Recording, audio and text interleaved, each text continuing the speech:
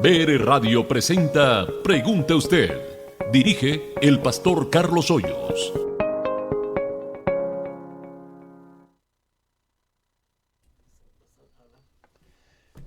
Hermanos y amigos, Dios les bendiga. ¿Cómo amanecieron? Qué bueno poderlos saludar a esta hora y decirles bienvenido a nuestro espacio Pregunte Usted.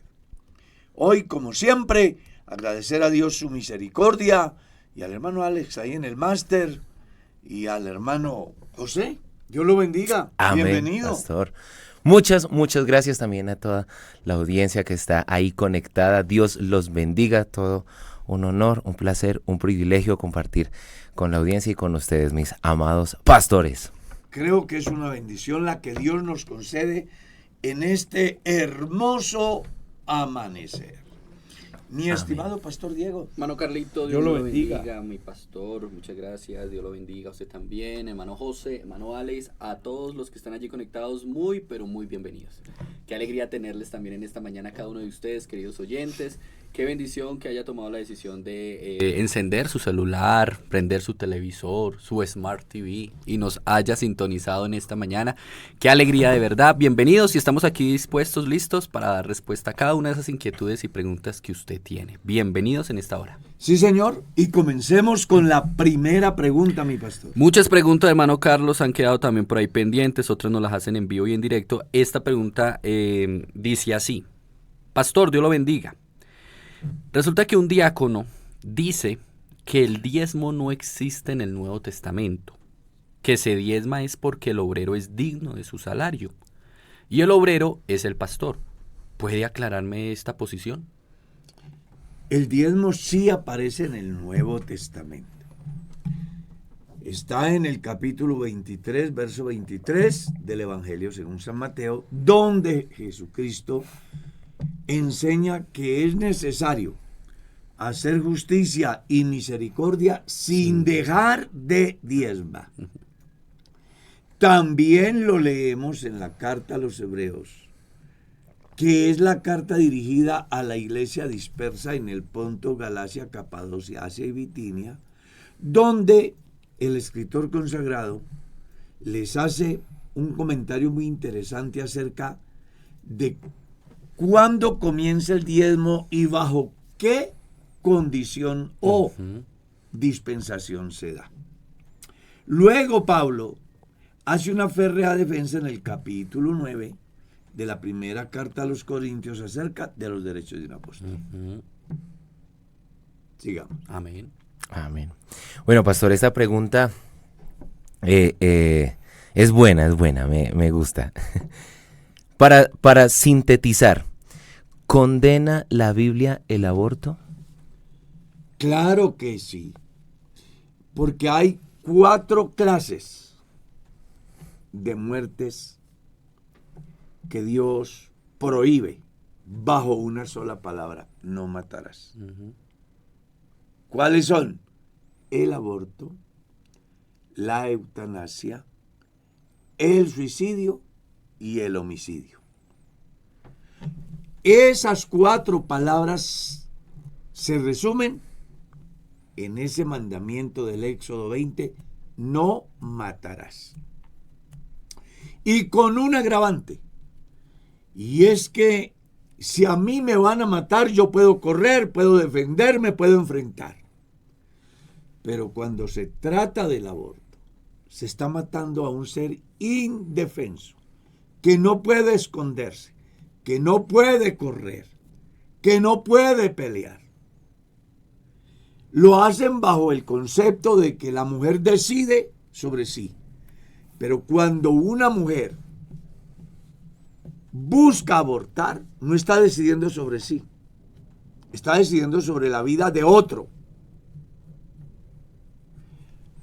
Siendo pecado matar, y el suicidio es un pecado, entonces, ¿por qué no se quita la vida a ella? De ahí que la iglesia sea provida. La iglesia no avala el aborto. Y la Biblia tajantemente dice: no matarás. Amén, hermano Carlos, sí señor. Preguntan, Pastor, ¿está bien o es correcto que un hermano deje de ir a los cultos porque según él él va a evangelizar y no al culto? Creo que la personita que tiene la inquietud o que tiene la práctica, porque parece que es una persona que ve que alguien hace eso. Sí, exacto. Sí, ¿Sí es así? Sí, señor. Alguien que ve que un hermano no va a los cultos, pero al parecer... Porque dice que se ve evangelizar. Exacto, al parecer lo ha abordado y le dice que es que está evangelizando. En el orden bíblico, en el capítulo 3 del libro de Eclesiastés, encontramos: todo tiene Su tiempo. O sea, hay tiempo de evangelizar, Claro. pero también debe de haber tiempo para el culto a Dios. Y más cuando textualmente leemos en la Biblia: no dejen de congregarse, como algunos tienen por costumbre, y como también está escrito en el libro de los Salmos: mirad cuán bueno y cuán delicioso es habitar los hermanos juntos y en armonía. Y explica la razón. Porque en esas reuniones Dios envía ¿qué? Bendición y vida eterna. Aparte de eso, si usted lee el capítulo 4 del libro de los Hechos, y después de la muerte de Ananías y Zafira, donde hay un gran temor en el pueblo, dice que permanecían juntos, en armonía, y compartían todo lo que tenían, vivían como debe de ser, como una familia. Luego Juan en su carta enseña que si andamos todos en luz, como Él está en luz, y tenemos comunión unos con otros, ocurre un milagro. La sangre de su Hijo Jesucristo nos limpia de todo pecado. Sí, yo creo que todo se resume en todo tiene su tiempo, ¿cierto, hermano? Claro que sí. Hay tiempo para ir a congregarnos, también hay tiempo Que para... se lee el capítulo 3 del libro de Eclesiastés. Y ahí hay tiempo para todo. Amén. Sí, señor. Bueno, pastor, estamos en tiempos modernos y con ello pues también aparecen nuevos términos. Y aquí hay uno acerca del cual uno de nuestros oyentes hace una pregunta. ¿Se considera el sexting o el cibersexo, que es como el sexo telefónico o el que es por webcam, como adulterio? La iglesia reglamentó ese fenómeno, considerándolo como un pecado virtual. El sexo virtual desde el punto de vista de la iglesia. Y además, podemos decir que la Biblia también lo censura cuando dice que no amemos el mundo ni las cosas que están en el mundo, porque todo lo que hay en el mundo, los deseos de los ojos, los deseos de la carne y la vanagloria de la vida, provienen del mundo y no del Padre. Y el mundo pasa y sus deseos, pero el que hace la voluntad de Dios permanece para siempre.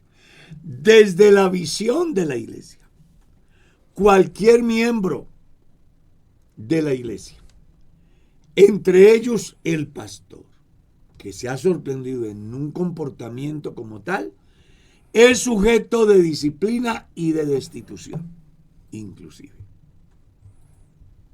Porque la iglesia considera que realmente es adulterio o es fornicación. Eso es como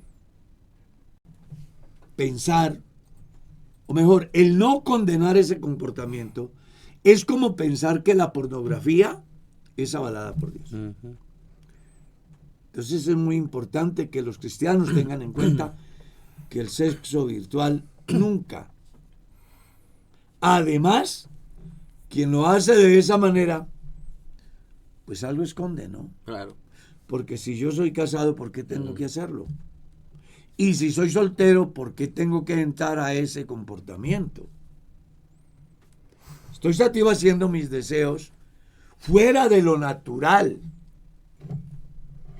utilizando mecanismos que la tecnología nos da, pero que cuando no sabemos usar la tecnología nos autodestruimos nosotros mismos. Que además el Señor Jesús dijo, pues si alguno de ustedes con solo pensar, desear en su corazón a una mujer ya pecó con ella, pues más. Exacto, y para aquellos que dicen que es que la Biblia no habla de la tecnología o la Biblia no hablaba de esos tiempos modernos, pero sí de otra manera expresaba lo que había de venir. Y también la palabra, como su merced siempre ha dicho, fornicación, porneia, incluye una cantidad de pecados sexuales que... Más de 120. Ahí está, eso es una inmoralidad sexual. Claro. Y está dejando también el uso natural. Claro. Está dejando el uso natural. Entonces todo eso tiene que ver, sí señor. Va en contravía de los valores cristianos. Amén, amén. Pregúntale, hermano Carlos, buenos días, Dios los bendiga. Quiero saber por qué en la cruz Jesús le dice al ladrón, hoy mismo estarás conmigo en el paraíso. Si entiendo que al cielo solo se llega después de la segunda venida de Jesús. Porque no está hablando de un lugar, sino de un estado. Cuando la Biblia habla del seno de Abraham, o del paraíso, o del Seol, no está hablando de lugar, está hablando de estados. Y cuando Jesús le habla al ladrón, le está hablando de un estado del cual el individuo, al momento de recibir la aprobación divina, descansa en paz espiritual, de tal manera que se va consciente que aparte del sufrimiento del momento, no le esperará un sufrimiento eterno, como sí le sucederá al otro, que desconoce la oportunidad que tiene en Dios. Seguimos. Pastor, acá hay una pregunta acerca de la poligamia. Sabemos que la poligamia es pecado, pero porque en tiempos bíblicos sí podían tener dos, incluso más esposas, como está reflejado en el caso particular de Job o de Abraham. Porque para ellos y en su tiempo no había aparecido la ley. Y donde no hay ley no se culpa de pecado. La ley aparece para mostrar la infracción. Entonces, donde no hay ley no se culpa del pecado. Recuerde que, es que Pablo explica eso muy bien en la carta a los Corintios. Dice que la ley es la que hace ver el pecado y el pecado es el que hace que se dé la muerte. Entonces, cuando no había ley, no era problema. ¿Por qué? Porque había una norma dada por Dios que era creceos y multiplicaos. Entonces no había problema. Inclusive se podían reproducir entre la misma familia. Padres e hijas, hermanos, hermanas, porque así comenzó la procreación. Una vez que hubo suficiente población, entonces ya aparece la ley a partir del Éxodo 19. Y ya aparece la reglamentación del comportamiento de los humanos a partir de Levítico capítulo 18, donde establece los límites para acceder a una vida sexual de una manera correcta. Amén, amén. Preguntan acá, hermano Carlos. Dios lo bendiga, hermano Carlos. ¿Cuánto tiempo es el adecuado para sostener un noviazgo en la iglesia? Resulta que llevo 2 años charlando con un hermano y por motivos económicos no nos hemos podido casar. ¿Será que no es la voluntad de Dios? Lo económico no cuenta para yo casarme. Alguien dirá que sí, y es posible que lo piense. Además es respetable. Lo único que yo necesito para casarme es una mujer y 150,000 pesos. ¿Ya? Pero si ustedes están pensando en la felicidad por lo que van a conseguir,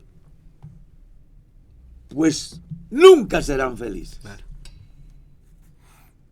Entonces, los noviazgos, no hay forma de definir el tiempo, porque en la Biblia no aparece Pero sí debe de existir un mínimo de pensar en la pareja de los novios.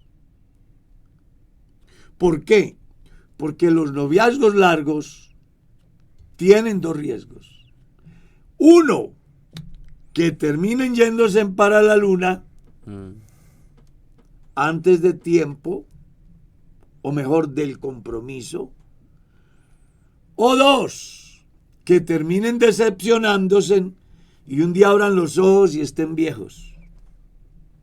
Y yo conozco ambos casos. Entonces sí debe de haber un control. Entre la gente de mi generación, los padres de familia definían y le decían al novio, venga, ¿y cuánto tiempo necesita usted para casarse? Porque los viejos no estaban dispuestos a trasnocharse ni, como dicen en el lenguaje popular, a cargar gorra a un par de muchachos que no se sabe qué quieren. Entonces por eso le decían a uno. Es más, uno se acercaba al papá de la muchacha a decirle de que estaba enamorado y que le gustaría tener una relación con la personita con un fin claro, el matrimonio. Pero como hoy, en el proceso de libre desarrollo, todo el mundo hace lo que quiere, entonces ya los padres son un cero a la izquierda, y ahí porque papá Estado tiene más de 500,000 de hijos que no tienen padre ni madre. ¿El resultado de qué? De los noviazgos, de las relaciones mal manejadas, de la curiosidad, del placer, del libre desarrollo, en síntesis, del pecado. Amén. Entonces sí deberían de fijar una fecha. Bueno, vamos a iniciar esta relación y vamos a confiar en la bendición de Dios y vamos a proyectar nuestro matrimonio para el año entrante, por ejemplo. Pero si usted espera a conseguir finca, apartamento, muebles, porque sin eso no puede ser un matrimonio feliz, pues ya está equivocado. Sí es. Bueno, pastor, por acá estoy leyendo una pregunta de hace algún tiempo que a mí también me genera otra pregunta, pero voy a leérsela. Dice, hermano Carlos, el Señor Jesús le bendiga, buena tarde. Una pregunta al respecto de lo que usted le contestó acerca de una persona bautizada en el mundo que terminó yendo donde brujos, o sea, después de bautizada, y haciendo brujerías a hombres para tenerlos en su poder. Es una mujer que desde que se bautizó siempre estuvo haciendo shows, que se desmayaba y le mandaba notas a pastores diciendo que ella estaba enamorada de ellos, etc. Ella no volvió a la iglesia, terminó diciendo que la iglesia verdadera era la católica y así ha transcurrido su vida. Mi pregunta es, ¿qué sucedería ahí en esa circunstancia? ¿Qué pasó con el bautismo en el Señor? Que no fue bautizada. La bañaron. Se mojó. Porque el bautismo es la aspiración de una buena conciencia. El bautismo es el identificarme con el Señor en su muerte, sepultura y resurrección. Cuando yo decido bautizarme, estoy haciendo por lo menos dos cosas. La primera, le estoy diciendo a Dios, creo a lo que tú me enseñas. Y al mundo, el evangelio es la verdad. Y a mi vida le estoy diciendo, he cumplido con lo que Dios me demandó. Una persona que dice que se bautiza y siguen las mismas, pues entonces simplemente se mojó. Claro. Porque el bautismo no tiene ese fin. Y por eso en la iglesia se busca hasta la saciedad generar conciencia en quienes aspiran al santo bautismo con el objetivo que cuando lo hagan, no lo hagan ni interesados, ni presionados, ni sugestionados, ni decepcionados, sino convencidos. A tal punto que en el último segundo se les pregunta, ¿no? Pero claro, cuando yo tengo el candidato en el bautisterio, yo hago una pregunta ante toda la comunidad. Fulano de tal, ¿está consciente de lo que va a hacer? Y le recuerdo qué es el bautismo. Por causa del bautismo tus pecados son perdonados y tu nombre es escrito en el libro de la vida. Además le digo, ¿estás de acuerdo que oremos por ti para que tus pecados sean perdonados? He tenido entre todo mi tiempo ministerial casos donde el candidato está en el bautisterio, como decimos en el lenguaje popular, con el agua al cuello, y al hacer la pregunta me dice, pastor, tengo cierta duda. Yo le he dicho, sálgase, porque yo no voy a bautizar a una persona que no está convencida. Yo quiero bautizar a gente que entiendan a plenitud lo que Dios les enseña, porque de no ser así, simplemente pueden quedarse viendo sin entrar. Y el objeto del bautismo es que la persona ve el reino de Dios a través del conocimiento que lo lleva al bautismo, pero que también entra al reino de Dios a través de la práctica que se llama vida cristiana. Esa mujer, si decide volver al Señor, digamos que regresa y se arrepiente, digamos que entendió y reconoció su falta y su error anterior y que lo estaba haciendo en ignorancia, ¿tendría que volver a bautizarse? Es potestad del pastor, porque a mí me quedaría mal fijar una hoja de ruta, pues todos los casos no son iguales y los pastores son autónomos en sus decisiones en ese campo. Entonces, ya eso va a depender de el pastor que escuche y haga un juicio y decida si de verdad vale la pena volverle a bautizar o si habiéndole generado conciencia, ella descubre que efectivamente el bautismo que le fue administrado es el que ella necesita y no necesita más. Por eso que estamos diciendo, el bautismo es que aspiración. Es decir, yo me bautizo y quedo satisfecho porque cumplo con lo que Dios me demanda. Mi conciencia me dice, hiciste Bien. lo que Dios te exigió. Así es. Hermano Carlos, mire esta pregunta. Pastor, mi padre falleció sin Dios.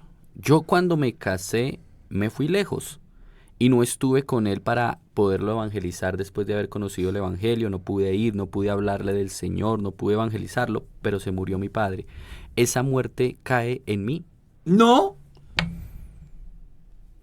Ezequiel capítulo 18 dice, no llevará el padre el pecado del hijo, ni el hijo llevará el pecado del padre. La justicia del justo será sobre él, y la impiedad del impío será sobre él. Amén. Es bueno que entendamos que es un deber cristiano generar conciencia a nuestra familia y a todas las personas que se crucen por nuestra vida. Pero si yo no tuve la oportunidad de llevarle el mensaje porque era tan distante y no había medios de comunicación, porque no tenía los recursos para transportarme, ¿ya?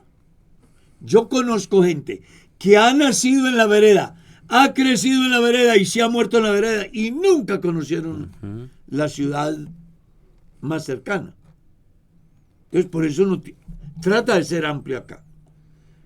Entonces, si la persona, por situaciones económicas, por situaciones de transporte no pudo, o porque simplemente cuando conoció el evangelio ya era muy tarde para pensar en cumplir una misión, pues es una cosa. Pero si yo con tiempo tuve la oportunidad de llevar el evangelio y no lo hice, eso es otra cosa. Y se los digo porque a mí me han llamado de diferentes partes del mundo.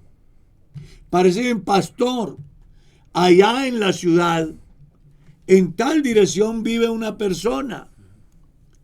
Y pues yo no puedo ir ni hablarles de Jesús. ¿Por qué no me ayuda? Quiero que ellos conozcan de Dios.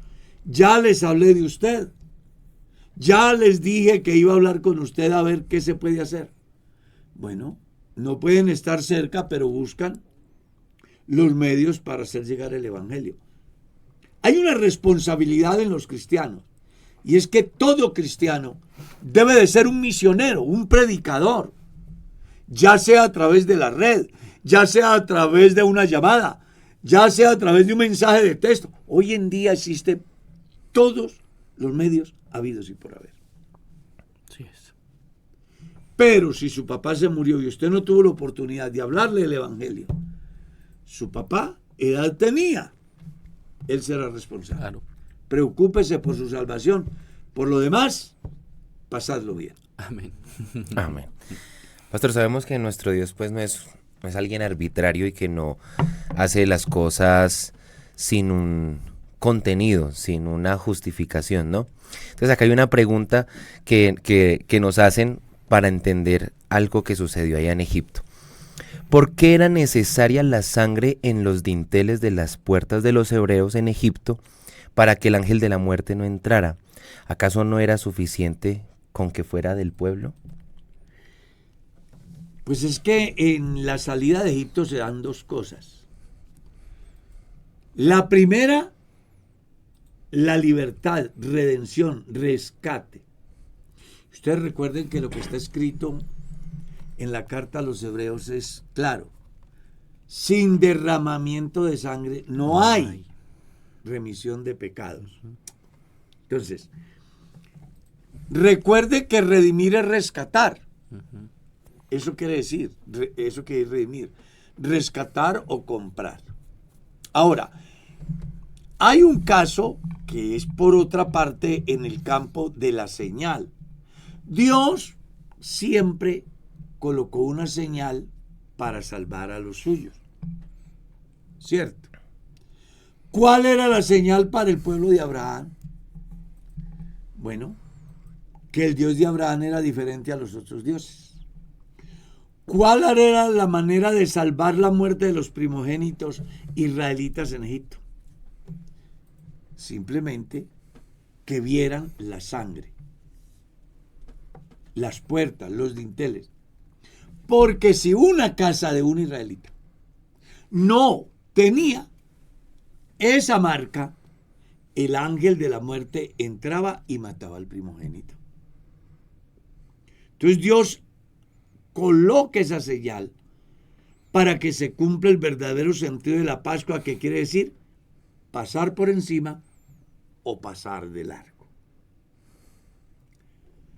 Si hablamos a lo largo de toda la historia, hasta hoy, entonces Dios siempre ha mostrado una diferencia para con su pueblo. Cuando vino la muerte de los culpables, según Ezequiel capítulo 9, Dios mandó marcar. ¿Ya? Cuando uno lee el libro de los Hechos, Dios marca los suyos con el Espíritu Santo. Cuando uno mire el Apocalipsis, Dios marca los 144,000. Entonces, es muy diciente lo que pasó en Egipto. Porque si no había sangre en las puertas, simplemente el ángel diría: aquí no vive israelita, son egipcios. ¿Ya? Entonces Dios dice, para que el ángel de la muerte se dé cuenta que aquí viven los israelitas, debe de haber una marca que diferencie las otras. Esa es lo que se hace. Amén, amén, amén. Mira esta pregunta, hermano Carlos. ¿Por qué el apóstol Pablo, en Hechos capítulo 18, se rapó la cabeza haciendo voto de nazariato, si eso era un ritual de la ley, y supuestamente él ya creía en la gracia, y también predicaba de que la ley era del pasado, porque él termina haciendo ese voto de nazariato, y más adelante, cuando llega a Jerusalén, también, hace creer a los judíos, por petición de los hermanos de Jerusalén, de que acompaña a unos hermanos que están pagando también voto al templo, para que así los judíos puedan ver que él no va en contra de la ley. Porque a veces parece que Pablo apoyará la ley y a veces no. Es la estrategia que Pablo utiliza para ganar a judíos y a gentiles. En otras partes dice, me he hecho judío. Exacto. Y me he hecho gentil a fin de ganar a los de mi nación y también a los otros. Ahora, con respecto al raparse la cabeza, pues sin duda alguna representaba para él como un pacto, un compromiso que asumía y que quería hacerlo notorio a través de una figura, como se daba, por ejemplo, en el otro sentido en Corinto. Las mujeres que se rapaban eran mujeres libertinas. Las mujeres que conservaban su cabello largo eran mujeres respetadas. En este caso, ¿versículo qué es? 18 del capítulo 18. Si usted lee bien, vale la pena que la enseñanza está relacionada de Pablo en Corinto. Sí, señor. Es Pablo en Corinto. Mas Pablo, habiéndose detenido aún muchos días allí, ¿a dónde? En Corinto. Después se despidió de los hermanos y navegó a Siria con él Priscila y Aquila, habiéndose rapado la cabeza en Cencrea, porque tenía hecho voto. Entonces lo que él está haciendo ahí es el cumplimiento a un voto que hizo, como el que hizo Jacob. Si yo fuera y Jehová va conmigo y me diere pan para comer y vestido, entonces aquí hay una piedra que va a servir de señal y yo hago un voto hoy. Y también cumpliendo, cuando hagáis voto al Señor, no dudes en cumplirlo. Capítulo 5 del libro de Eclesiastés. Los votos que uno haga debe de cumplirlos. Ahora alguien dirá, ¿cuál sería el voto? Bueno, lea todo el pasaje desde el capítulo 18 y si quiere lea hasta el verso 28 y va a encontrar cuál fue la razón que llevó a Pablo a hacer el voto de raparse la cabeza. Hoy lo llamaríamos un reto, ¿no? Hoy hablan mucho de los retos en las redes, ¿no? Que se rape en un lado. El challenge algo, ¿no? El Usted Day sí, Challenge. Usted bien empapadito eso. Entonces, es por esa causa. Él, para cumplir un voto, se rapó la cabeza. Pero no estamos diciendo que vaya y se rape la cabeza. Pero hay que tener cuidado, ¿no? Porque si alguien dice, le da por decir un voto, pero cualquiera, o sea... No, es que también la gente debe de entender que una cosa es el tiempo donde se da el compendio de la Biblia, al tiempo donde tenemos la Biblia a nuestro alcance. Son situaciones totalmente diferentes. No es lo mismo vivir sin Biblia que vivir con Biblia. Claro. Y ellos vivían sin Biblia. Entonces los procesos eran circunstanciales. Ahora todo está programado en Dios a través de la palabra. Eran los primeros días también de vida cristiana del apóstol Pablo. Claro, todo es lo primero para él. Pastor, pero hay una cosa, perdón que acá meto una pregunta propia. De uno de los votos que está registrado en la Biblia y que es de los más tristes y también más que generan controversia, es el de uno de los jueces de Israel. Ahorita no recuerdo bien el nombre, pero él prometió que la primera persona... Sí, que la primera persona que lo fuera a recibir la sacrificaría. Se me fue el nombre. Sí, él dice que va a la Gedeón, ¿no fue? ¿Sí fue Gedeón? Que él va a la guerra y dice que si regresa... Que si empapara lo que ponía se caía lluvia. No, no es Jefté. Jefté. Es Jefté. Sí. Que es Él dice que pues él es alguien que hace un voto, lo hace sin pensar. A veces, eso también da una enseñanza muy importante, ¿no? Que a veces uno se compromete sin pensar.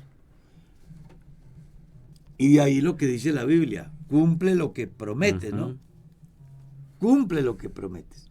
Entonces, él hizo un voto, que si Libby volvía en paz, Sí. lo primero que saliera a recibirle lo sacrificaría a Jehová. Y cuando él llegó, lo primero que salió fue su hija. Y él dijo, ay, hija mía, ¿por qué he dado palabra a Jehová y no podré retratarme? En ese caso, si hubiese salido una oveja, un buey, que pudiera ser un sacrificio, él lo hubiera hecho. Pero aquí el sacrificio con la hija es que la priva de los derechos que ella como mujer tenía de enamorarse, tener un hogar, una familia, es decir, la conservó virgen hasta la muerte. Ese fue el sacrificio que se da para la hija del juez. De ahí la importancia de pensar muy bien antes de hacer un voto a Dios. Pero claro, No pensar a la ligera. No a la ligera. por ni eso es que carrera. dice, cumple lo que prometes. Sí. Y cuando vayas a la casa de Dios, detén tu pie y acerca tu oído, más para prometer, Ujú. No es para Más escuchar. para escuchar. más para escuchar que Para- para hacer las promesas de los necios, ¿no? Sí. Luego dice, cumple lo que prometes porque Dios no se complace de los insensatos. Cuando usted promete y no cumple, Dios le llama insensato. Insensato. Tremendo. Mira esta pregunta, hermano Carlos. Resulta que en lo administrativo, la Iglesia Pentecostal Unida de Colombia ordena que los pastores vivan en las casas pastorales. ¿Sí? Obvio, si está en buenas condiciones, porque se observa... Ahora, ¿por qué se observa que muchos no lo hacen y las congregaciones hasta les pagan arriendo teniendo casa pastoral a su disposición? Dios los bendiga. Bueno, creo que la persona está descontextualizada del desarrollo de la iglesia. Yo soy pastor en el Boyacá Real y en el Boyacá Real hay casa pastoral. Vamos a suponer que yo quiero irme a vivir a otro lugar. Pues la iglesia no me paga. La reglamentación de la iglesia dice que no. Si hay casa Yo pastoral. tengo que pagar de mi bolsillo. Exacto. Eso es por un lado. Dos, ¿cuándo le pagarían al pastor casa pastoral? Cuando no haya casa pastoral.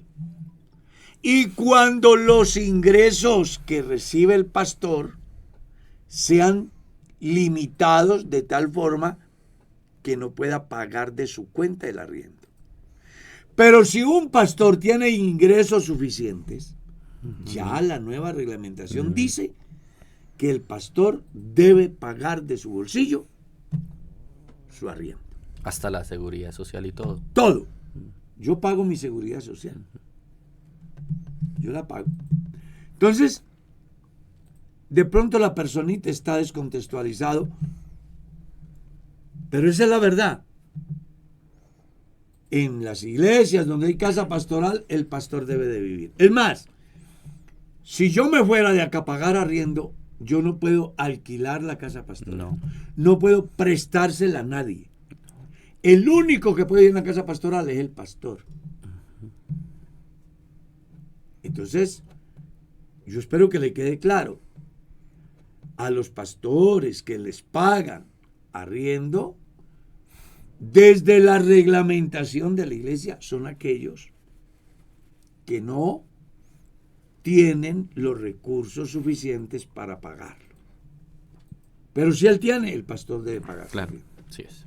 Bueno, acá hay una pregunta interesante. la hace una de nuestras oyentes. Dice, tengo una pregunta, pastor, es la siguiente. Nosotros debemos orar, interceder por otra persona. Ejemplo, yo oro para que mi hijo se entregue a Dios, pero él tiene libre albedrío. Dios le da el sentir y él lo acepta, o Dios lo obliga por medio de la oración. ¿Me explica, por favor? Todo individuo, a partir del momento que se considera responsable ante la ley, también es responsable ante Dios. Por eso, inclusive la legislación nuestra dice que los menores de edad deben de estar con sus padres, porque se supone que sus padres responden por él en todas sus acciones. Una vez que cumple la mayoría de edad, el individuo es responsable ante Dios y ante la ley. Así que lo que haga de ahí para allá, papá no tiene que ver ni mamá tiene que ver. Él tendrá que responder ante la ley y ante Dios. Yo como padre de familia debo de orar por mis hijos. Debo de ser ejemplo a mis hijos. Debo de instruir a mis hijos. Pero las decisiones de caminar con Dios son potestativas de nuestros hijos. O el de no caminar. Yo debo de quedar satisfecho con el deber cumplido. Una vez que yo cumplo con mi deber, entre los cuales está estorbar al hijo para que no peque, e enseñarle al hijo cuáles son los valores cristianos. Ya la decisión que él tome o ella tome correrá por cuenta de él. No puedo obligarlo yo, Dios tampoco lo va a obligar. El individuo es el que define su propio destino. No os engañéis, Dios no puede ser burlado. Todo lo que el hombre siembre, eso también segará. Los hijos no llevarán el pecado de los padres. Los padres no morirán por los pecados de los hijos, ni los hijos por los padres. Eso es lo que dice la Biblia. Amén, amén. Pregunta acá, hermano Carlos. En ese momento no hay nadie en el cielo ni en el infierno, ya que la Biblia habla de prisiones oscuras. ¿A qué se refiere eso? Bíblicamente nadie subió al cielo, Juan 3:13, sino el que descendió del cielo, el Hijo del Hombre que está en el cielo. O sea, el cielo es el proyecto de Dios para los salvos, nadie lo ha estrenado. ¿Por qué? Porque Jesucristo no ha venido por su iglesia, porque no se ha dado la primera resurrección. Nadie ha subido al cielo en términos reales, excepto Juan en la visión. Que eso es otra cosa. Tampoco nadie ha ido al infierno, porque la semana 70 de Daniel no está vigente. O mejor, no ha terminado, ni ha comenzado. Porque para que la semana 70 de Daniel comience, la iglesia tiene que irse. Viene la semana 70, o sea, 7 años. Al final de los 7 años, viene Jehová mi Dios y con él todos sus santos, que ya en el capítulo 25, verso 31 del Evangelio según San Mateo, aparece la escena donde el Señor reunirá a todas las naciones debajo del cielo y separará a los buenos de los malos, como el pastor aparta las ovejas de los cabritos. A las ovejas las colocará a la derecha, a los cabritos a la izquierda. ¿Quiénes son las ovejas? Las naciones que trataron bien a Israel a lo largo de toda su historia. ¿Quiénes son los de la izquierda? Todos aquellos que han tratado mal al pueblo de Israel a lo largo de la historia. ¿Qué dirá el Señor a las naciones que trataron bien a Israel? Venid benditos de mi Padre a poseer el reino preparado para vosotros desde antes de la fundación del mundo. Y les dice por qué. Luego se dirigirá a los de la izquierda y les dirá: id malditos al fuego eterno preparado para el demonio y sus ángeles. Y les explica por qué. Lea bien el pasaje. San Mateo 25:31. Ahí aparece bien específico eso. Amén. ¿Está claro? Sí, señor. Entonces, si no se ha dado el arrebatamiento de la iglesia, nadie ha ido al cielo. Si no se ha dado el juicio de las naciones vivientes, nadie ha ido al lago de fuego. ¿Quiénes son entonces los que están en prisiones oscuras y eternas? Aquellos demonios que por su actitud destructiva Dios los tiene reservados para el juicio del gran día. Amén. Pastor, acá hay una pregunta interesante. Dice el oyente, estoy apartado, pero Que regrese. pero sigo diezmando y ofrendando. Dios sí me recibe, sí me cuenta con bendición esos diezmos y ofrendas. Esos diezmos y ofrendas le traen bendición en lo material, no en lo espiritual. Si él se muere sin volverse a Dios, aunque diezme y ofrende, se va a condenar. Claro. Pero que le trae beneficios materiales, claro que sí. Esa es la promesa. Hay inconversos que diezman. Claro, y Dios los bendice. Le recomiendo a este hermano que para que haga el trabajo bien hecho, no lo deje a medias, se reconcilie con Dios hoy. Siga. Amén, sí, señor. Dios los bendiga. ¿Por qué? Uy, mire esta. Porque hay pastores que no les gusta ir a visitar a los hermanos que no volvieron a congregarse. La Biblia habla de 4 clases de perdidos. Ahí hay que hacer un análisis. Porque a veces se interpretan mal y se hacen juicios. Sí. Entonces, perdidos los que no conocen el Evangelio. Perdido el hijo pródigo. Perdido la oveja perdida. Perdido la moneda que se extravía en la casa. Entonces, vamos por partes. Al perdido que no ha conocido a Dios, hay que predicarle el Evangelio, hay que buscarlo. A la oveja perdida hay que ir a buscarla porque se fue por falta de conocimiento. Y a la moneda perdida hay que buscarla porque aunque esté en la casa, no ha alcanzado a entender la dimensión de lo que representa la obra de Dios, la salvación. Cantan, oran, ofrendan, diezman, pero no se han convertido, están ahí. Hay una anécdota que yo alguna vez lo dije aquí, de un hombre que llega a la iglesia, es adinerado, toma la decisión de caminar con Cristo desde su visión, y desde entonces la iglesia comienza a despegar en ciertas cosas que están relacionadas con la infraestructura, porque como él tiene, él aporta. Pero el pastor observa que el tipo tiene muchos comportamientos que no van con lo que Dios enseña. El pastor dice, pero si le digo, de pronto se va. Voy a dejarlo, algún día él entenderá. Un día cualquiera traen un pastor de otro lugar. Ese pastor no sabe nada de lo que pasa ahí. Llega el momento de la predicación y Dios le da un sermón de esos que, Dios mío. Pues aquel día Dios confronta a ese hacendado de tal manera que antes de terminar el sermón, el hacendado estaba arrodillado llorando a gritos. Terminado el culto, se ha ido y ha abrazado al pastor y le ha dicho, pastor, si me hubieras predicado la verdad, a tiempo que haría que yo me hubiera convertido. La moraleja es, en el campo del pastor no debe de dejar de decir la verdad pensando en otros asuntos diferentes.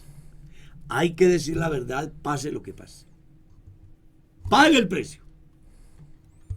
Aquel, Dios lo encontró, estaba en la casa, era la moneda que estaba perdida, pero se encontró en la casa. Amén. Una mujer llamada iglesia, a través de una escoba llamada predicación, barrió la casa y encontró la moneda.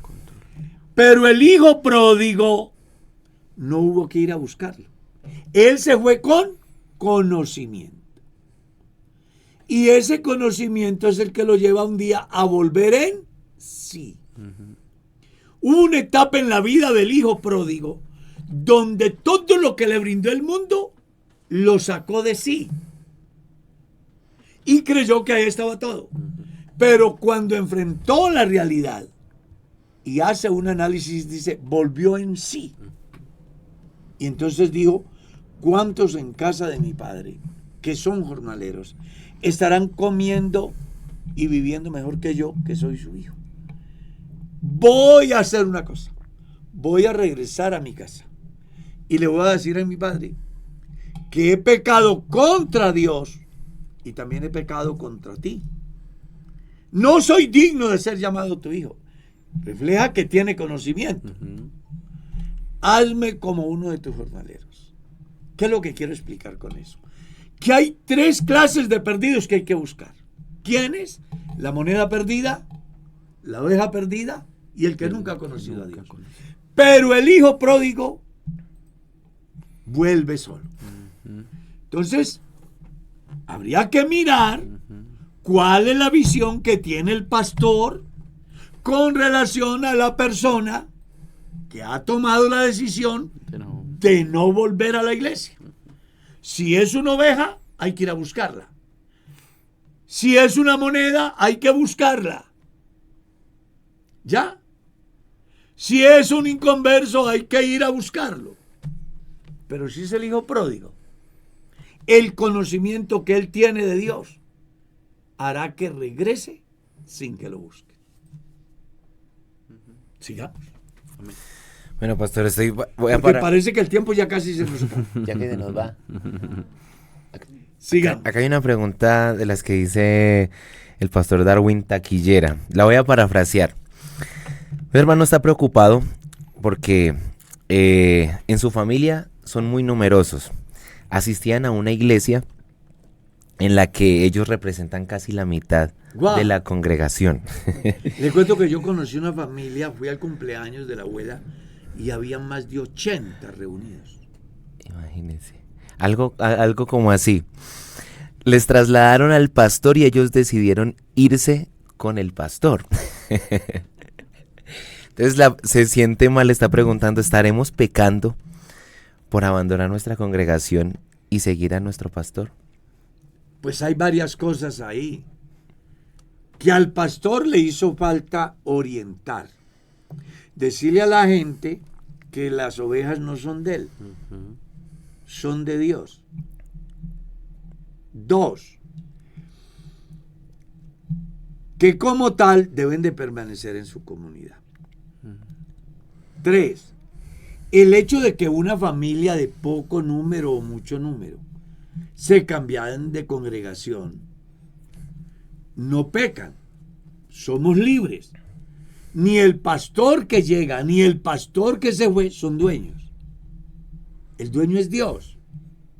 Lo que pasa es que yo como pastor sí debo de tener la suficiente ética para decirle a los hermanos, hasta hoy fui pastor de ustedes.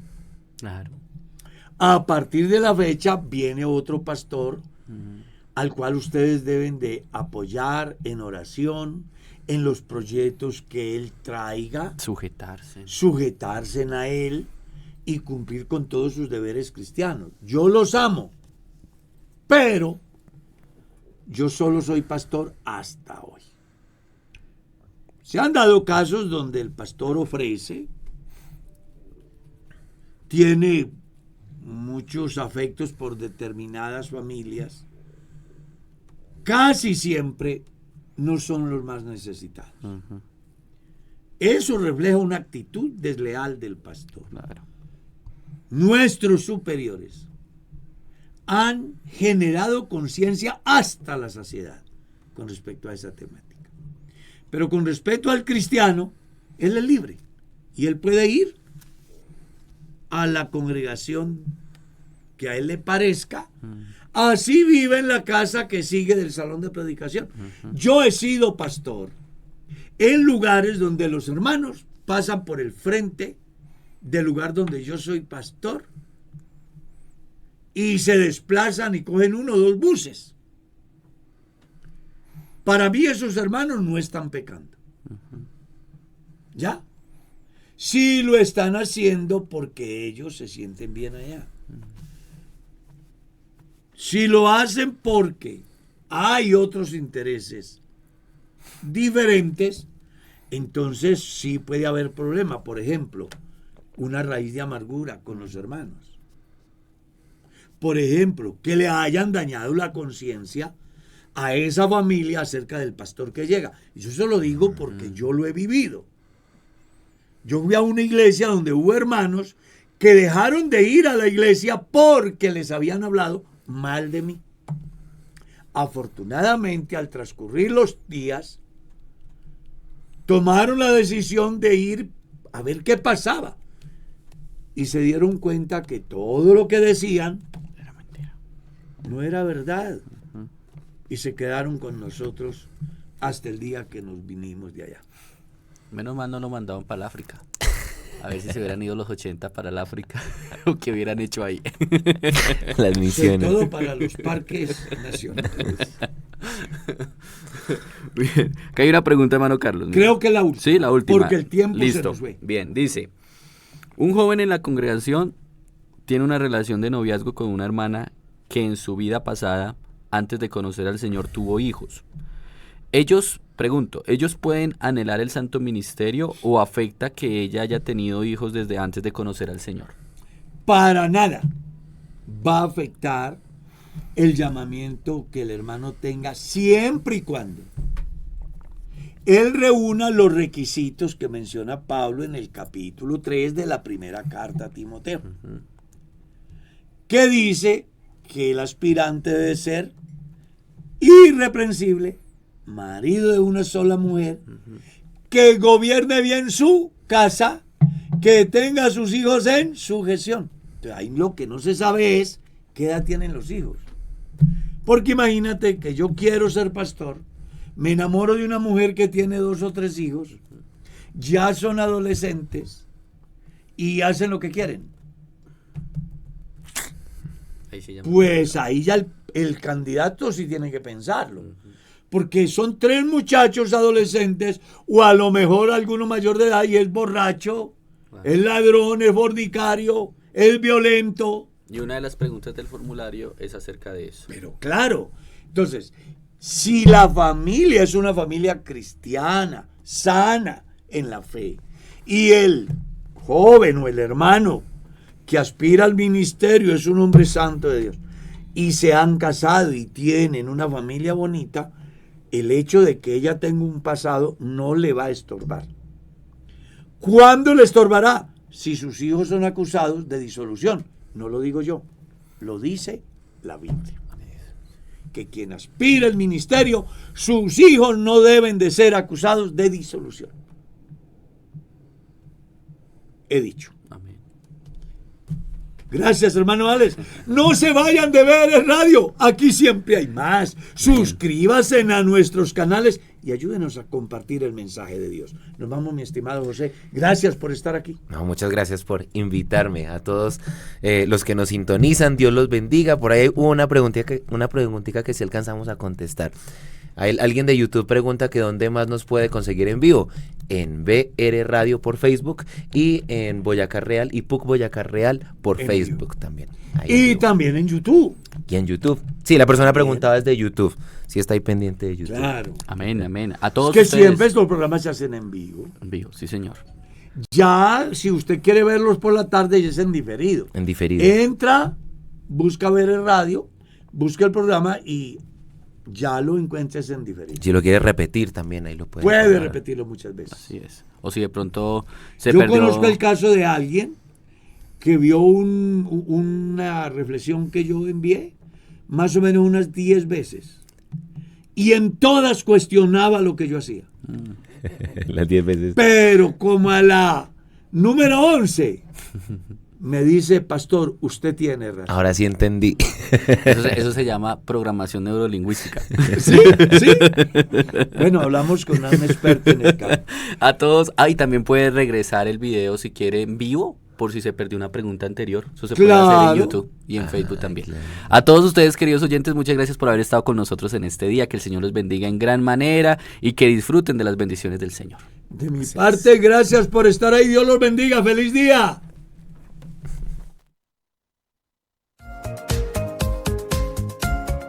BR Radio presentó el programa Pregunte Usted.